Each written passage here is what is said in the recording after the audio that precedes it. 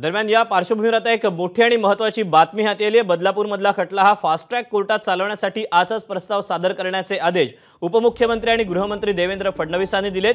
बदलापूरमधली घटना दुर्दैवी असून 2 तासात आरोपीला अटक करण्यात आली आहे। या प्रकरणात संस्थेची सुद्धा चौकशी करायला पोलिसांना सांगण्यात आलेले आहे। दोषींवर कठोर कारवाई करण्याचे आदेशही देण्यात आल्याचं उपमुख्यमंत्री देवेंद्र फडणवीसांनी सांगितलंय।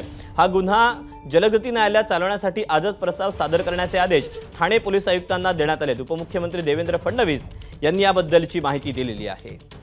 आपण याबद्दलचे अपडेट जाणून घेऊयात। सुशांत सावंत आपल्या सोबत आहे। सुशांत, महत्त्वपूर्ण असे आदेश हे गृहमंत्र्यांचे पाहायला मिळत आहेत। अगदी बरोबर आहे दीपक। आपण जर बघितलं असेल तर बदलापूर घटनेचे तीव्र पडसाद जे आहेत ते उमटत आहेत आणि विरोधी पक्षनेत्यांनी देखील नुकतीच आरोप केला होता। त्यानंतर आता देवेंद्र फडणवीस यांनी या संपूर्ण प्रकरणाची गंभीर दखल जी आहे ती घेतलेली आहे।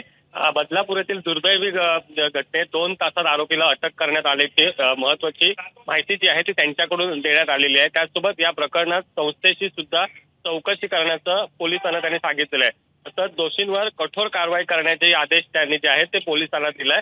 तसंच हा गुन्हा जो आहे तो जलद गती न्यायालयात चालवण्यासाठी आजच प्रस्ताव सादर करण्याचे आदेश त्यांनी ठाणे पोलीस आयुक्तांना दिलेले आहेत। त्यामुळे आपण जर बघितलं असेल तर एकीकडे या प्रकरणाचे पडसाद उमटत असताना आता गृहमंत्र्यांनी देखील याची गंभीर दखल घेतलेली आहे। दीपक, सुशांत, धन्यवाद दिलेल्या सविस्तर माहितीबद्दल। तेव्हा बदलापूर प्रकरणाचे आता तीव्र पडसाद उमटताना पाहायला मिळतात आणि याचीच दखल आता गृहमंत्री देवेंद्र फडणवीस यांनी देखील घेतलेली आहे। आरोपी अटकेत आहे। संस्थेचीही चौकशी केली जाणार आहे आणि जो खटला आहे तो फास्ट ट्रॅक कोर्टात चालवण्यासाठी आजच प्रस्ताव सादर करा असे आदेश देवेंद्र फडणवीसांनी ठाण्याच्या पोलीस आयुक्तांना दिलेले आहेत।